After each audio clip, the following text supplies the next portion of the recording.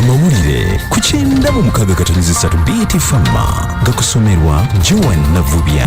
Nkwebaza gy'osobodde otuusaako engalo n'okuba ng'okyekumidde ku mukutu kadde k'amawulire nze Joan Navubya.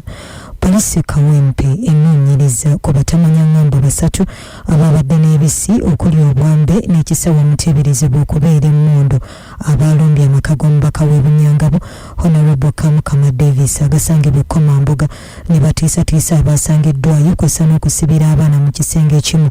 Bano babadde banoonya mubaka ekirungi tebamusanzeeyo. Ssekamwa wa poliisi ya Kampala n'emiriraano Patrick Onyango aliko by'annyonnyodde.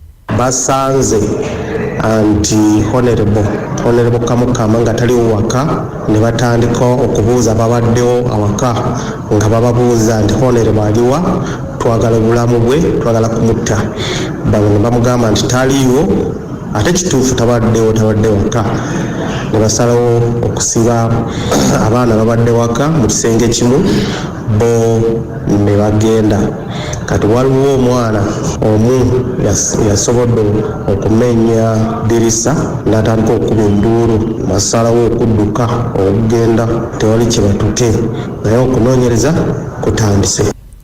Ekiwayi ky'ekibiina kya FDC ekituula e Katonga ekikulembebwamu Ssalongo Erias Lukwago bataddewo akazito bagala gavumenti erambike bulungi ssente zonna zeefulumizza mu kwetegekera tabamiruka wa NAM era ezifulumizeeko embalirira y'ensaasanya yaazo. Bannayuganda balabewa ensimbi y'omusolo w'egenze ku lw'olukiiko lwa NAM olutandika ssabbiiti ejja wano mu ggwanga.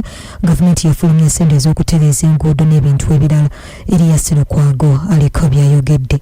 Teba kulimba kuba baguddewo kagundi ka bridge akali wali ku Koloko Tower ne ka flyover ne bagulawo ne butano katana akali wansi wali ku Nsambya ku junction okulimbira ke gwanga nti actually sente za NAM zigenze wano ekyo kirimbo. Ezo sente si za NAM, ezo za Jaikanze mbadde mu kibuga ne bank Japan ye yateekamu ensimbi ezo project ebaddewo ne bayanguye balimbireko bannayuganda. Kati munnayuganda bw'alaba butano buli wansi emmotoka nga ziyitamu kuba mulimu n'amataala abeera dazzled naga sente zaffe zagenzaawo wapi. Minisita w'ensonga za Kalamajja Mary Gawat ekituutu kimuno addukidde mu kkooti awozesa abalyake n'abakenuzi ng'awakanya ebiragiro ebyamufulumiziddwa ku kaliisolese wa gavumenti ku byekuusa ku nkwata y'ensimbi ez'ennyongeriza ezaafulumizibwa yafeesi ya Ssaabaminisita w'eggwanga ku lw'enteekateeka z'okuzimba emirembe n'obumu mu ttunutunu erya Kalamajja omwaka gw'ebyensimbi 2021-2022.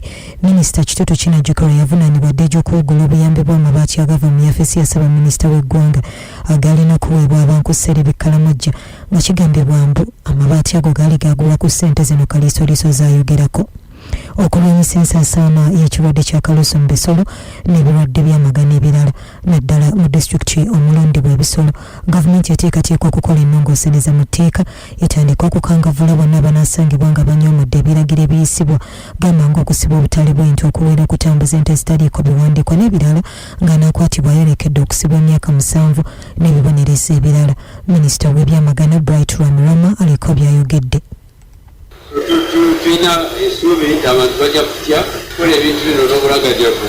Ate mu ngeri endala twakoze entegeregana n'amawanga ag'omukago gwa East Africa okulaba nti obulwadde bw'amagana era tukola kimu bwe tuba tugemye eno n'eri bageme. Bwegabadde ag'essaawa eno oliko BTFM. Ago ge gabadde amawulire ku 96.3 BTFM.